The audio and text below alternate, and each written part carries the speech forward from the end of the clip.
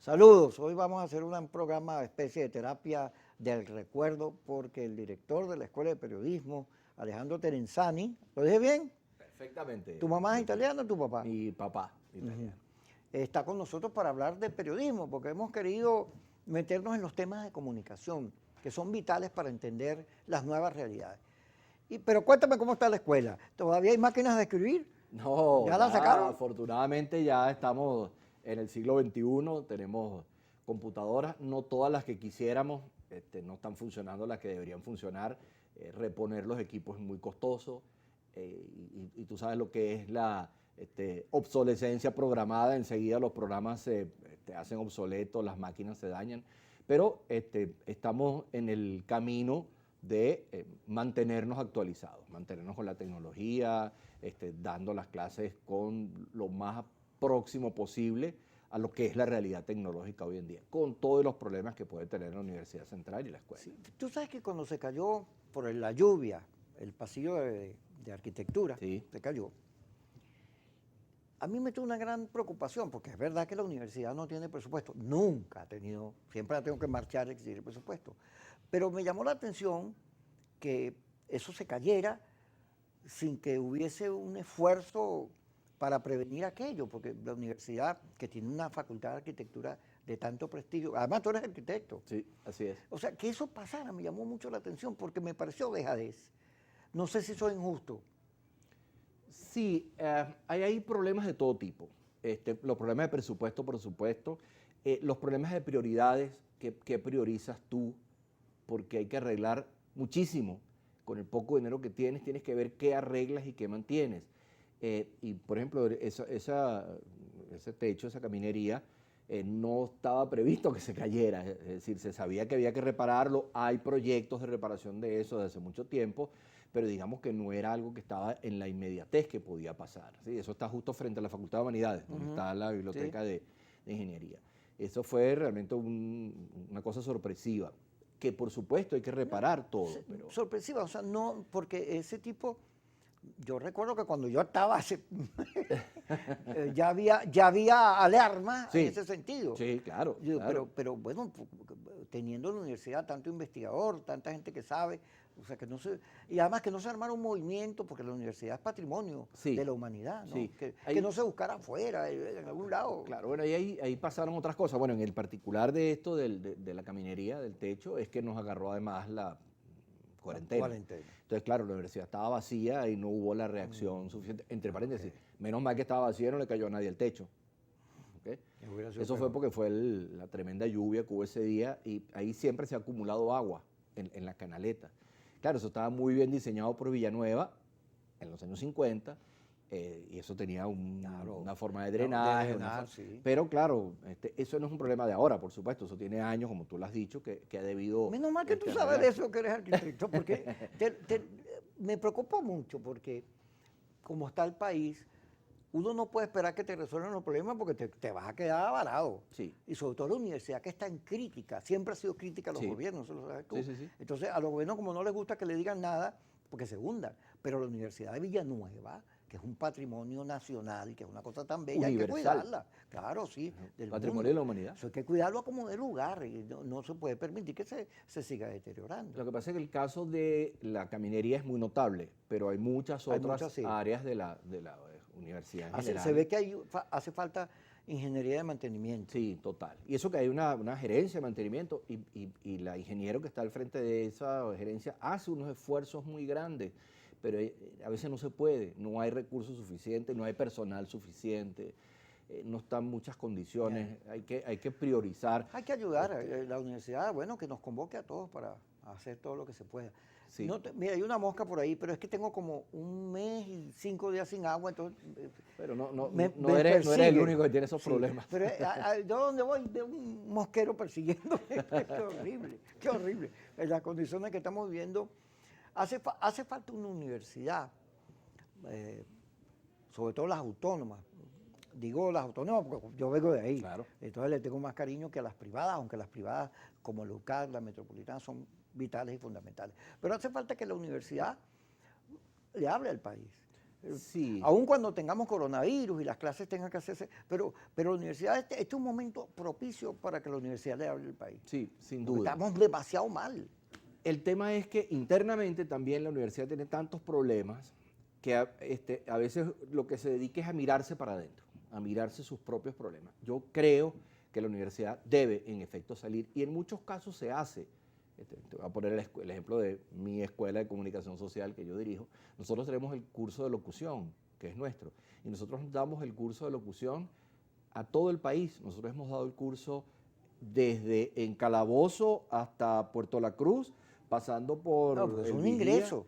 Claro que es un ingreso y es una forma de extensión. Nosotros sacamos claro. la Universidad Central, sacamos la Escuela de Comunicación de nuestras 4 paredes. Eso hay que hacerlo. Yo estoy de acuerdo contigo. La universidad ok. tiene que estar en el país y no solo mirarse hacia adentro. Tú sabes que mi tía Marta, que se murió, un día, cuando yo era dirigente estudiantil, que tú debes recordarlo, porque Sí.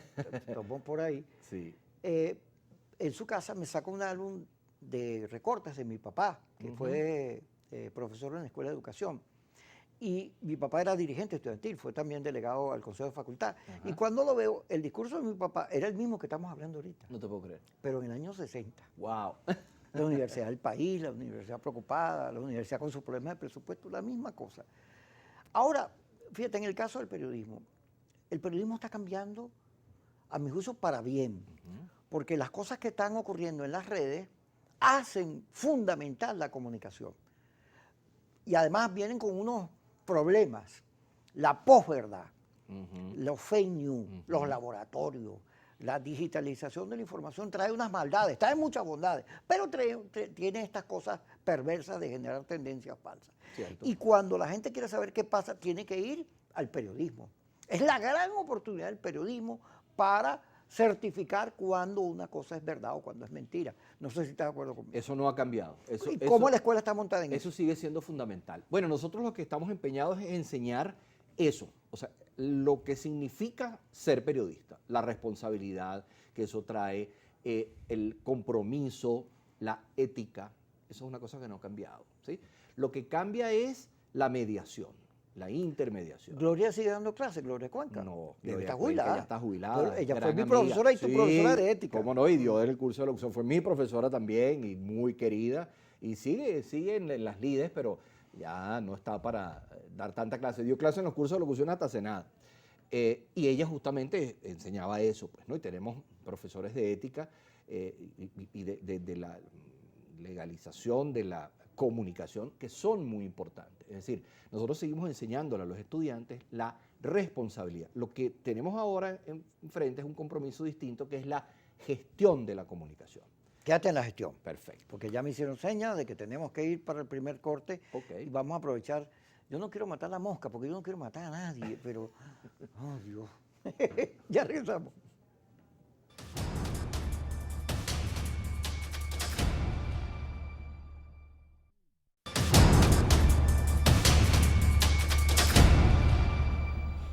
Seguimos con Alejandro Terenzani, director de la Escuela de Periodismo. Estamos hablando de la necesidad de verificar la información, de ofrecer información veraz. Ahora, la verdad, tú sabes que no es una sola, hay muchas verdades.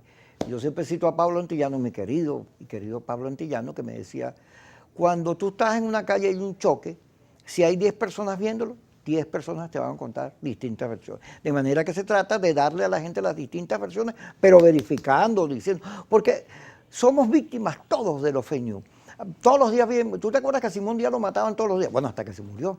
Sí, ahora mataron a don Francisco. Sí, y matan y crean cosas y dicen mentiras, y sobre todo con la política. Hay unos laboratorios de la política destinados a falsear la realidad para ponerla a favor de sus tendencias de pensamiento. Pero el periodismo tiene una obligación con la ética, con la comunicación y con la gente. El periodismo no es para decir mentiras. La Escuela de Periodismo tiene claro eso. Sí. Porque como Claro. nos hemos ido, el país tú sabes que va para atrás, va para Pedro Picaviera, me preocupa que la Escuela de Periodismo, que la enseñanza de periodismo, también vaya para atrás. No, nosotros tenemos dos cosas. Bueno, primero un comentario sobre las fake news, ¿no? Sabes que ahora se llama fake news, pero eso no es nuevo. Las mentiras y las medias verdades y las falsedades son históricas. desde que Nerón le echó la culpa a los cristianos de haber quemado Roma. Eso fue una Pero fake ahora, news. como todo el mundo es periodista, porque tiene un Ese es el celular. problema. Claro, lo que ha cambiado es la rapidez, la mediación instantánea que nosotros tenemos. Entonces, claro, ahora todos son periodistas. Lo que te decía la gestión, ahora un periodista tiene que ser el fotógrafo, porque él mismo fotografía, él mismo filma los acontecimientos, él mismo redacta, ya no tiene que ir a la oficina, a la máquina de escribir, a redactar, a que pase por un jefe de redacción. Ahora él mismo escribe y monta su nota en la página web.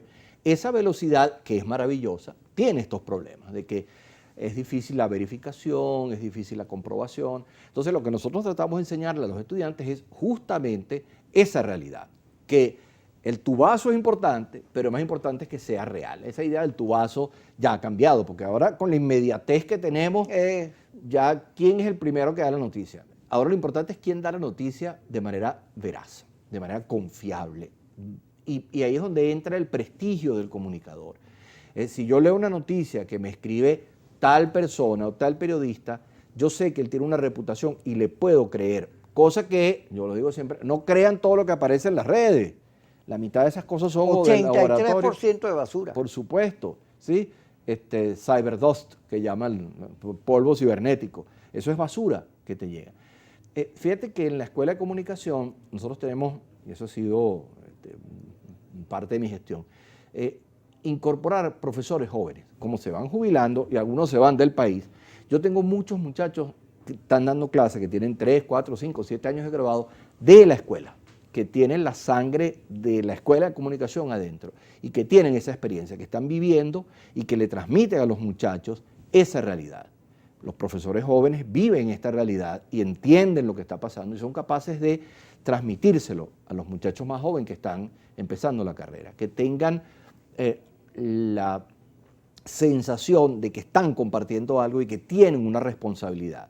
Eso es lo que nosotros tratamos de enseñar a los muchachos. Aparte de la tecnología, a veces los muchachos me dicen, no, pero yo quiero aprender a manejar las cámaras de televisión y hay que manejar los equipos de radio y los aparatos. No, lo que tú tienes que aprender es a gestionar la comunicación. Tú trabajaste en el mundo del diseño gráfico, ¿sí? ¿Qué se le enseña a un muchacho que va a estudiar diseño? La concepción, que tenga claro qué quiere decir, cómo lo va a decir. Yo no le enseño a un muchacho a manejar Photoshop. Eso es un programa de diseño. Yo no estoy en la escuela para enseñarle a un muchacho. No, así es. Los programas de... Pero sí tienes que enseñar composición. Exactamente. Concebir. Eso es lo que yo te tengo que enseñar. No a manejar un programa de computadora, porque además van cambiando permanentemente. Cuando uno empieza a trabajar en una computadora, yo no le voy a enseñar a un chico a usar Word o un programa de texto, aunque sea de libre uso. Yo no estoy para enseñarle a un chico eso, a un muchacho. Yo estoy para enseñarle a comprender lo que tiene que decir, cómo lo debe decir, qué hace para que sea eficiente, cómo llega. Si estoy trabajando en diseño gráfico, qué dicen los colores, qué dicen las formas, qué dice la composición. ¿Se ha hecho en tijera y papel o se ha hecho en un InDesign? No me importa. Lo que importante es qué es lo que yo debo decir. Y eso es lo que debe, por lo menos ese es mi enfoque, eso es lo que debe enseñar la escuela. Igual en periodismo, igual en publicidad, igual en todas las materias que nosotros Fíjate, una cosa que a mí me preocupa. A mí me encanta la investigación de la comunicación, siempre me gusta. Y cuando revisen la historia, descubrirán que los primeros programas digitales que se hicieron en Venezuela, estabas tú ahí. Y los portales y todo eso lo hicimos nosotros. Pero fíjate que hay una cosa que me preocupa porque lo he ido viendo en las redes, los códigos de la comunicación han cambiado mucho. Cuando tú te metes en YouTube, ¿qué es lo que genera tendencia? ¿Qué es lo que es trending topic? Lo que nosotros llamamos el amarillismo, lo exagerado, el show. Cada día la comunicación se emparenta con el entretenimiento. Está obligado a tener técnicas de puesta en escena, sí, de hacer atractiva la noticia porque hay mucha competencia. Ahora el periodismo ya no tiene nada que ver ni con lo impreso, ahora tiene unos escenarios más grandes, por lo cual yo me imagino que en algún momento la Escuela de Comunicación pasará a ser un gran emporio digital, porque ese es el mundo donde le va a tocar vivir. Esperamos que sea así, pero sin perder de vista los conceptos, es decir, las teorías hay que darlas, ¿sí? y los mensajes siguen teniendo un contenido y tú sigues teniendo que ver la historia de la comunicación para entender de dónde vienes, para poder ir a donde tú dices. Pero claro, no hay que perder de vista eso. Yo creo también que la comunicación contemporánea y lo que se enseña en las escuelas tiene que estar enfocado en eso, entender esa realidad y cómo aprovecharla. Así es. Estamos viviendo un momento formidable, yo se lo digo a los estudiantes, aprovechen esta oportunidad que tienen, que es novedosísima, importantísima. Háganse su espacio, háganse su nombre, sean innovadores. La proyección, el proyecto, qué es lo que quieres, cómo lo quieres, a dónde vas. Aprende a ser gerente de ti mismo.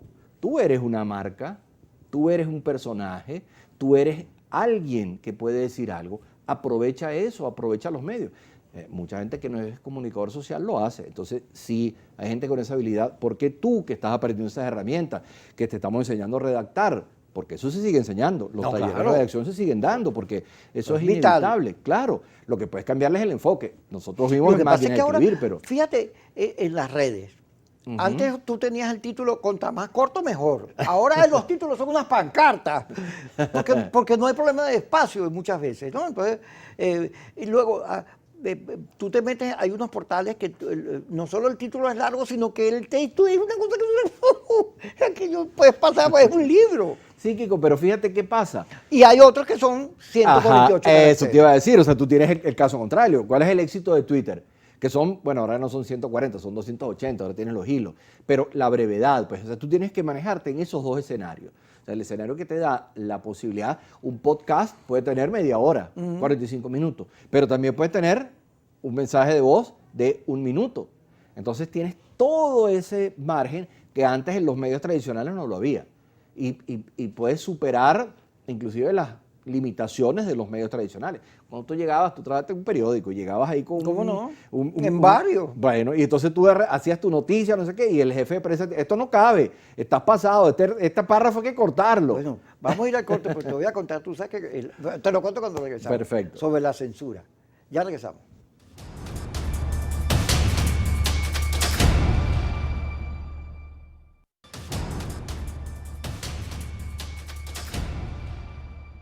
Seguimos con Alejandro Terenzani. ¿Lo dije bien otra vez? Sí, señor. Ahí voy. Director de la Escuela de Comunicación de la UCB. Fíjate, cuando yo estudiaba, Matusalén, En nuestra época. los profesores Gilberto Alcalá, Eliezer Díaz Rangel, todos los que teníamos, que venían de las luchas impresos, que formaron la Escuela de Periodismo, que eran dirigentes gremiales. No te dejes cortar nada, defiende tu título, no permitas que te censure, que la línea editorial del medio influya en ti. Y como yo era diseñador, bueno, el espacio era limitado, claro, no como ahora. Entonces, si no cabía, no cortaba. Entonces, no era ni censura, no cabía, ya está, y cortaba. Y yo después me tenía complejo de culpa. Y tenías que excusarte ante tu compañero periodista y decirle... Fíjate el problema del tiempo. Nosotros que hicimos los primeros portales, lo hicimos, yo participé en UTV y después hicimos Ver TV Noticias, que es el segundo portal que se hizo en Venezuela. Y entonces, el problema del tiempo. ¿Cuánto dura un video? Porque nosotros éramos con programas, metimos programas de televisión en las redes, en streaming. ¿Cuánto dura un programa? Y resulta que ya después de 5 minutos la gente empezaba a fastidiarse. Pero si el contenido del programa era bueno, si el conductor era show, cosa, manejaba también la puesta en escena y además subías de tonos, tenía ritmo, el programa podía durar 20 minutos y hasta más. Entonces, fíjate que te estoy diciendo que ahora hay que aprender de puesta en escena, hay que ser un actor, tienes que tener mucho conocimiento de la publicidad, del mercadeo, que te da atributos. El periodismo es más global ahora, mucho más complejo, porque entran muchas profesiones distintas en juego. Claro, es que ahora, fíjate que ya tú no eres un periodista, eres un comunicador. Y ese es el concepto que tiene la escuela. O sea, nosotros tenemos que abarcar todo eso. En nuestra época, la gente de publicidad y relaciones públicas, que se llamaba en aquel entonces, era visto como gente un poco extraña que no era del ámbito. O eso ha desaparecido y la cosa de las comunicaciones corporativas ha cambiado completamente. Entonces ahora tú tienes todo en uno. Es decir, el comunicador de verdad es un gestor de todas las formas de comunicación. Y eso es extraordinario. A mí me parece maravilloso porque permite abarcar todo. Bueno, los periodistas siempre fueron medio toderos, ¿sí? Pero ahora los comunicadores están siendo entrenados para eso, para que entiendan que su mensaje puede llegar de una forma, de otra forma. El que le gusta escribir y tiene muy buena redacción, escribe un texto y lo publica en Facebook. ¿Por qué no? Yo he leído artículos extraordinariamente bien escritos por muchachos recién graduados de la escuela que están publicados en Facebook y tienen un montón de likes, ¿verdad? Y que a la gente le gusta. Y lo puedes poner en Instagram, ¿sí? Y lo puedes poner en Twitter y puedes usar las plataformas. Es decir, hoy en día nosotros tenemos todos los recursos y por supuesto tenemos, tú nombraste una palabra delicada, las mismas limitaciones, la censura. Nosotros seguimos sufriendo de censura. Inclusive la web, que se supone que es el mundo libre, también tiene censura. ¿Cómo no? Y en Venezuela más. Ahora, ha cambiado. Ahora hay censura gubernamental, que la sigue habiendo, como la ha habido siempre en este país y en todos. Y hay censura de tus pares. ¿Quién te bloquea una publicación en Facebook? La misma gente te denuncia. Dice, este está publicando un contenido inadecuado. ¿Cierto? Entonces ahora tú como comunicador tienes que saber que tienes un riesgo político importante, pero tienes un riesgo con tus compañeros, porque tú puedes ser censurado por tus mismos pares, la gente que te lee, la gente que te denuncia, y después la gente se queja, me bloquearon en Facebook, no sé qué. Por supuesto, los criterios son absolutamente subjetivos, como lo han sido siempre. ¿Qué pasa ahora? Que con la rapidez, con la inmediatez de estos medios digitales, todo se nota mucho más, todo es inmediato, ¿sí? Eso es lo que yo sí creo que ha cambiado, ¿no? El tema de la rapidez y la velocidad.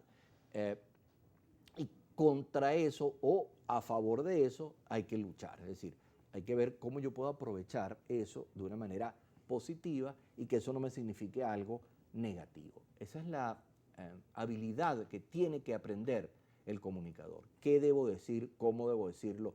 ¿Cuándo debo decirlo? ¿De qué manera debo decirlo? Fíjate, en la historia del periodismo, como Venezuela ha tenido más dictaduras que años de democracia, más gobiernos militares que civiles, los periodistas siempre se inventaban, cuando había autoritarismo, cómo decir las cosas. Porque si las decían tal cual, iban presos. Sí. Entonces siempre se inventaban. Aquí en Venezuela se dice que el gobierno es esto y lo otro. Fíjate que no estoy diciendo lo que dicen, pero todo el mundo sabe a lo que me estoy refiriendo. Pero hay una gente que insiste, sobre todo en los términos políticos, que si tú no los dejas decir que esto es una dictadura, que es un régimen, que son palabras que están señaladas por Conatel como inconvenientes. Entonces, entonces yo no voy, digo, ajá, pero si lo pones en las redes, pero resulta que te meten preso. Porque pongas en la... Carlos Melo, cuando estaba detenido, me dijo, no, había como 30 muchachos presos por haber puesto en Twitter cosas. Entonces, el cómo decir las cosas en la Venezuela de hoy es fundamental. Porque tú tienes que defender, no tu derecho a informar, sino el derecho de la gente a estar informado. Sí. Eso es lo fundamental. Sí. No que yo diga o no diga.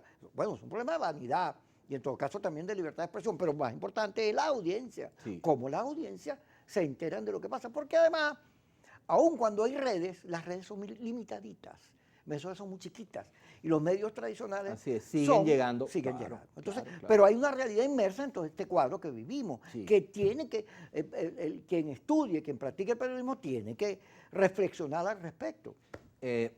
George Orwell, el autor de 1984, era periodista, y él tiene una frase lapidaria, él dice, el periodismo es mostrar aquello que alguien quiere que no se sepa.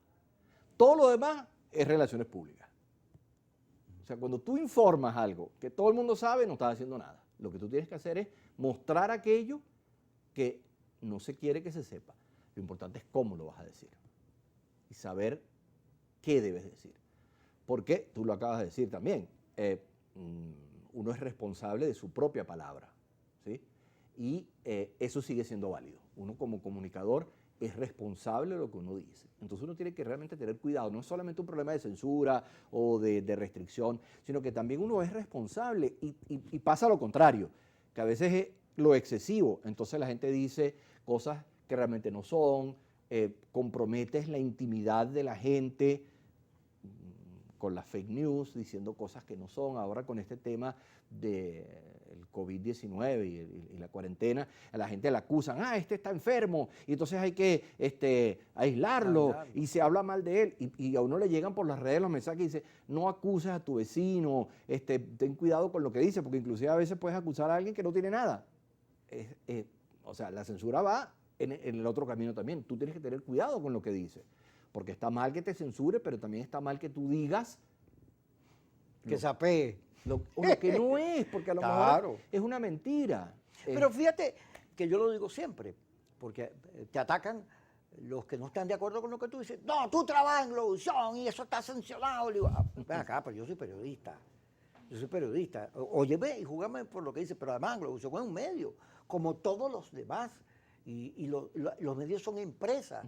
Tienes que ver, y luego están en este contexto de país. Por supuesto. ¿No? Tienes que sincerar y ser honesto con la gente. Porque si no, empiezas a crear unos fantasmas, unos pequeños demonios que terminan por tragarte. Porque fíjate tú, la gente que ha sido detenida por instigación al odio. Al odio. Vamos a discutir eso cuando regresemos. Okay. Ya estamos con ustedes.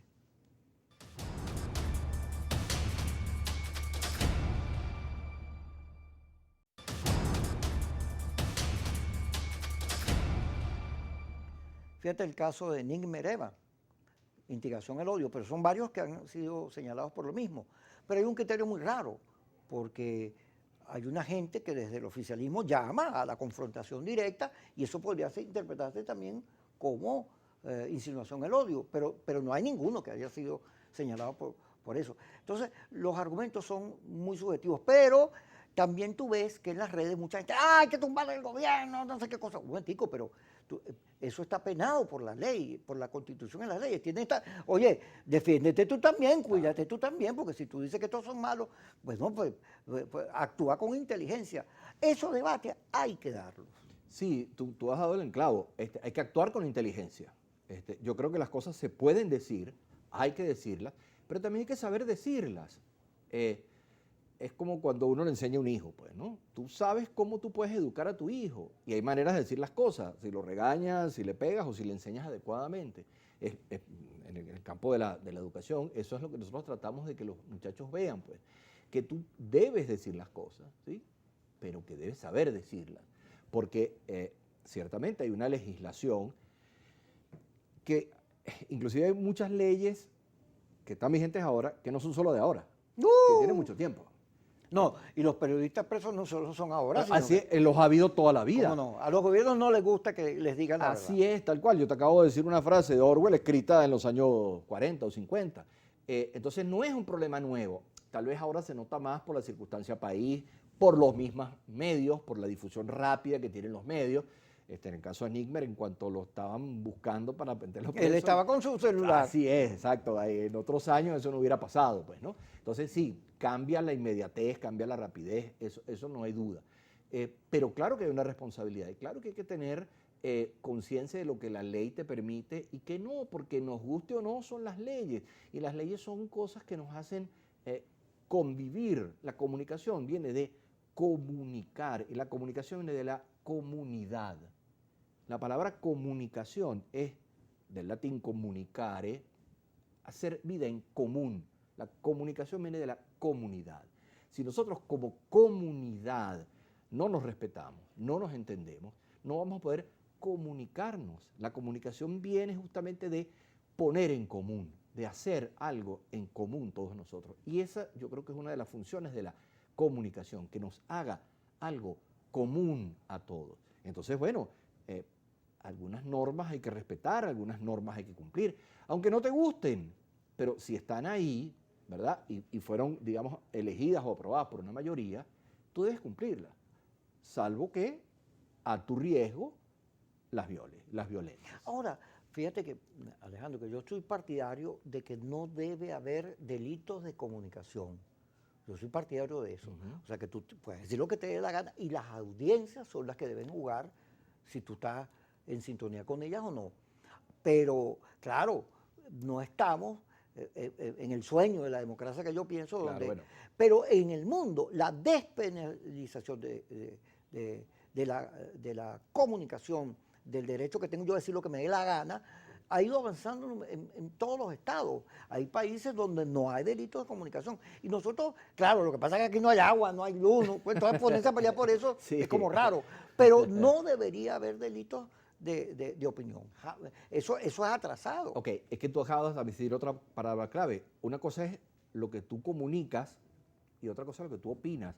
Fíjate que hoy en día también ha cambiado esa cosa de la objetividad periodística. Eso no existe. No hay. Un comunicador no puede ser absolutamente objetivo, pero una cosa es opinar y decir lo que yo pienso y lo que yo creo, y otra cosa es hacerle saber a la gente lo que está pasando. Desde mi punto de vista, porque obviamente yo soy subjetivo, pero entendiendo que mi función es dar a conocer, ¿sí? Transmitir, comunicar. Distinto de cuando yo estoy diciendo, esta es mi opinión y yo creo esto, y lo digo porque así pienso. Sí, lo del delito en la comunicación, eso habría que revisarlo realmente, porque no te pueden castigar por decir, lo que te pueden castigar es por las consecuencias que eso traiga. O sea, si tú estás difamando, si es injuria, si es calumnia, bueno, eso es otro problema, ¿sí? Entonces ahí viene un juicio por otro lado. Fíjate que esta ley, que le llaman la ley del odio, es absolutamente subjetiva, porque a lo mejor el articulado puede ser válido, pero la aplicación del articulado es la que tú dices, bueno, ¿por qué a este funcionario del gobierno que dice tal cosa no lo penalizan y a este comunicador debería ser igual para todo el mundo? Exactamente, entonces ahí es donde viene el problema. La aplicación de la ley, que ahí es donde es todavía más parcializado, subjetiva. Ahí es donde yo pienso que puede estar el problema. Fíjate, yo recuerdo que Pablo Antiano me decía, porque hubo un caso en una de estas islas del Caribe, no recuerdo ahorita, porque todas que estamos usados y a veces uno pela patín, que un periodista empezó a decir, viene un huracán, ahí viene un huracán, el gobierno no está haciendo nada, hay que tapar la casa y algún lío. Y entonces todo el mundo, sí, taparon la broma y después el huracán se desvió. Y entonces, este periodista alarmista. Así es.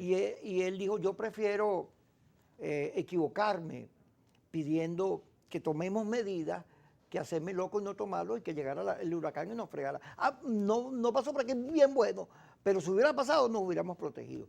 Hay en legislación de Estados Unidos que la libreta del periodista donde anota o el celular son parte de un juicio. Claro, son pruebas. Son pruebas. Sí, ¿cómo no? Claro. Entonces, que sí. Y en cada día las libertades, porque además las redes ahora, como no tienen controles, te ponen a cambiar el concepto de qué se debe decir y qué no. Sí. En las redes se dice todo. De todo. De todo. Además te editan, te ponen a decir cosas que ni dice. En el caso, fíjate, Vladimir Villegas, un periodista amigo mío pone Vladimir Villegas va para el CNE. Eso es una trampa que hicieron ellos, sacaron. Sí. Pero esta no era verdad. No era yo le escribo, hermano, ¿y usted no va a poner que se equivocó, que estaba diciendo mentira? Porque, como es, entre colegas no nos pisamos la manguera, ¿no? Eso pues es. No, eso ni le paró. Pura especulación. Sí, entonces, claro, yo creo que, te lo digo yo que me he metido mucho en política, candidato, cosas. Uno tiene su corazón, pero el periodismo es el periodismo. Claro, exacto. Y los riesgos, pregúntale a los escritores y dibujantes de Hebdo en Francia que les explotaron las oficinas por meterse con los musulmanes. Sí. Y eso es una responsabilidad del que está comunicando. Por supuesto que es un atentado espantoso. ¿Cómo tú vas a poner una bomba a una revista porque hace un dibujo en contra de los musulmanes? Pero es un riesgo. El periodista, el comunicador, sabe que esos riesgos tienen que correrlo. Esta es una de las profesiones más peligrosas que hay. La profesión del periodista, el comunicador, sobre todo el comunicador de calle, pues el periodista que está en la noticia, es peligrosísima. Y no solo aquí, pregúntale a los mexicanos, ¿sí? Por ejemplo, ¿cuántos periodistas no hay muertos en México con el tema del narcotráfico? Porque tú tienes una obligación de decir la verdad. Claro, o por lo menos decir lo que tú consideras que es tu verdad, ¿sí? Que la estás mostrando. Pero es una profesión fascinante. No, es una pasión.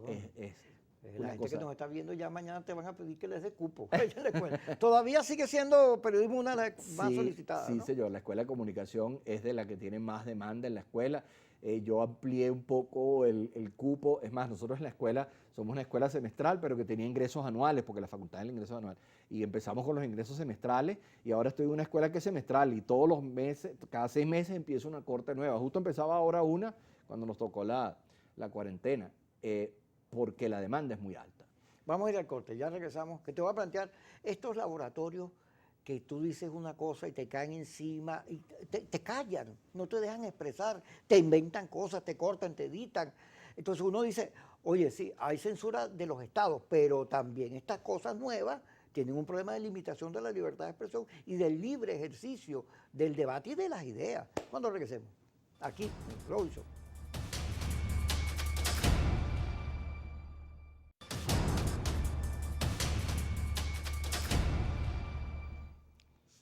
Fíjate, Alejandro Terenzani, director de la Escuela de Periodismo, que estamos debatiendo aquí nosotros los riesgos, los problemas del periodismo que están planteados porque estas nuevas realidades, no solo fake news, que es generación de tendencias, sino esta cosa que hay en Venezuela, existe en el mundo, pero aquí está muy exagerado, que son que los partidos y los grupos tienen unos laboratorios, una gente ahí digitalizada, y entonces te caen encima, a mí me tiraron, yo he borrado mil cuentas que estaban dirigidas, cada vez que yo hablaba, bendito traidor, ¿verdad? Y las quité y ahora hablo con todo el mundo sin problema. Pero eso también forma parte de un delito, de cercenar un derecho, que es el poder expresar lo que yo quiero. O sea, no solo el Estado, sino ahora tenemos estos laboratorios que además están montados a punto de dinero con intereses muy claros que limitan la libertad de expresión. Y en Venezuela es horrible lo que hacen, callan a los políticos no dicen nada para que no los linchen. Sí, sí existen esos laboratorios, que además no son solo aquí. Ahí está en Estados Unidos Trump peleándose siempre con Rusia, que si ganó o no ganó por toda la tecnología usada por los rusos. Que además no son ideas nuevas. Mussolini en Italia lo empezó a usar con la radio y después Ruanda. Hitler. Bueno, Hitler en Alemania, toda la escuela de Goebbels, ya la conocemos todos. Es decir, esto no es un problema contemporáneo, es un problema que tiene un siglo, pero sí lo que sucede ahora es que la tecnología da una rapidez y da un margen nuevo a estas cosas. Entonces, sí, claro que hay los famosos bots que están programados para multiplicar clics, para multiplicar, bueno, son capaces de hacer caer la página web del FBI a punta de bots, y sí nos afecta, sí es una cosa negativa en ese sentido. Pero hay que ver, fíjate, la defensa de la libertad de expresión está en nuestro código de ética y en la ley Totalmente, de periodismo. periodismo. Fíjate, Donald Trump pone, a propósito de la cuarentena y de las protestas que surgieron en medio del asesinato de George Floyd, pone un Twitter diciendo, el que salga le caigo a plomo. El que vaya a sacar le caigo a plomo. Y Twitter lo censura, le dice, un momentico, usted está incitando y lo saca. Sí, y se formó todo un lío. Sí, pero es el presidente de los Estados Unidos. Es el presidente de los Estados Unidos. Bueno, o sea, ahí estás viendo que sí es un problema universal, no es solamente, lo que pasa es que nosotros, bueno, primero que es nuestro entorno, nuestra realidad, y nos afecta mucho, pues, ¿no? Y aquí sí hay un mundillo interno de esas cosas que tú dices, pues, ¿no? De difusores de noticias falsas o de noticias medias verdades. Hay que tener cuidado. Yo creo que hay que enseñarle también al público, a la población, porque hay un problema. Yo creo que todos tienen WhatsApp. La peor función que tiene WhatsApp es la tecla de reenviar. Eso es una plaga. Tú lees algo y no has terminado de leer y le das a reenviar. Es más, yo le pregunto, ¿pero tú leíste lo que estás mandando? Bueno, eso decía tal cosa. Eso no es lo que dice. ¿Por qué tú me estás reenviando algo y ni siquiera sabes lo que estás diciendo? Eso es una falta también de la misma población, que no está educada para entender la comunicación, la medialidad. Tú tienes que ser crítico, tienes que ser cuestionador. Tú no puedes repetir.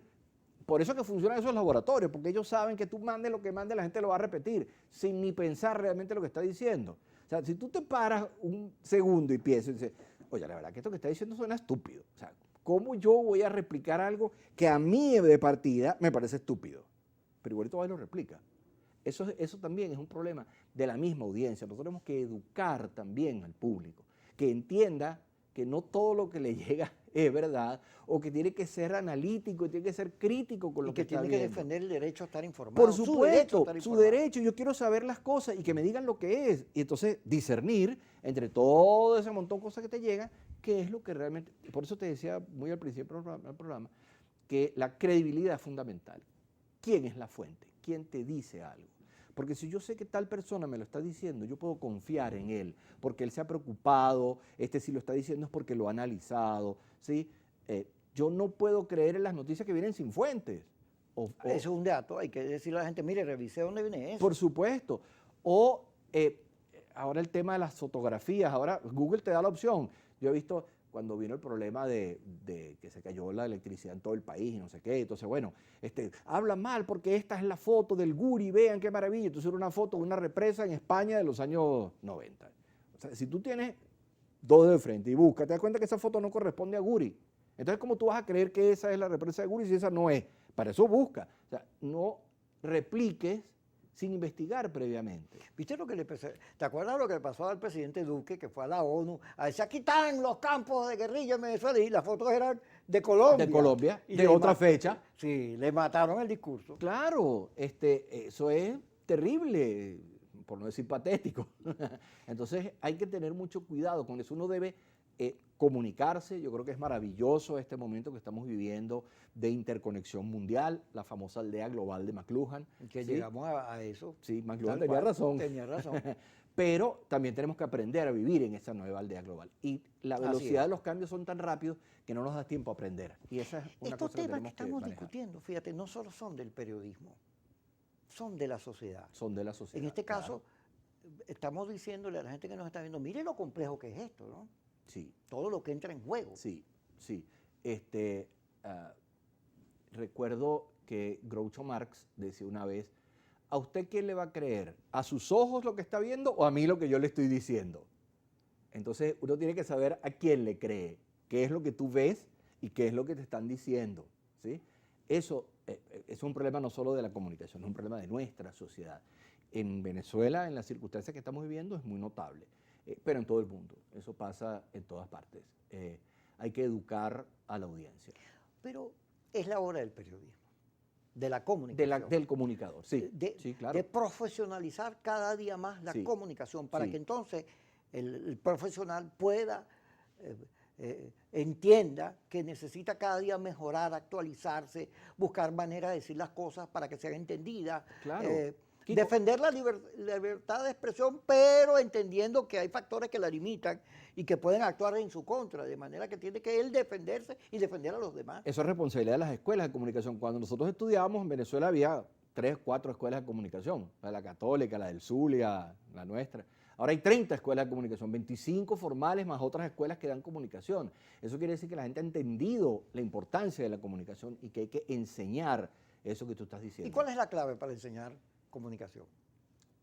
Ser fiel a uno mismo, creer en uno mismo, creer en lo que uno hace y creer en lo que uno dice. Eso Tú sabes que cuando me preguntaban, como yo hacía periodismo, cuando estaba en feriado, hacía un periodismo muy de humor y cosas de esas, por eso también es. ¿Tú montas cacho? Me preguntaban. Y yo decía, yo soy fiel a mí mismo. Exactamente, así es. Sí, pero tienes razón, uno tiene que tener, como todo el mundo en la vida, una estructura de pensamiento. Claro. Con unos principios. Ética, por supuesto. Sí, sí, sí. Aristóteles no se equivocaba cuando hablaba de etos, logos y patos, pues, ¿no? Ahí están las 3 cosas, pues el etos es la ética, el logos es el conocimiento y el patos es la pasión. Esas 3 cosas deben regirnos siempre, hacer las cosas con pasión. Gracias, Alejandro, por estar con nosotros y debatir estos asuntos para que la audiencia también entienda que nosotros nos preocupa, que nosotros no es que nos hacemos los locos con la realidad, sino que hay que buscar la manera de cambiarla, de siempre cambiar. Y sobre todo con estas cosas digitales. Y este mundo cambiante. ¡Wow! Que es una maravilla. Tú te imaginas, en nuestra época uno tenía que ir para una biblioteca, ahora con Google resuelve. Así es. Así Pero bueno, hay que aprovecharlo. No hay mal que por bien no venga. Tal cual. Así es. Okay. Gracias a todos ustedes. Gracias. Alejandro, vámonos. El lunes estamos con ustedes.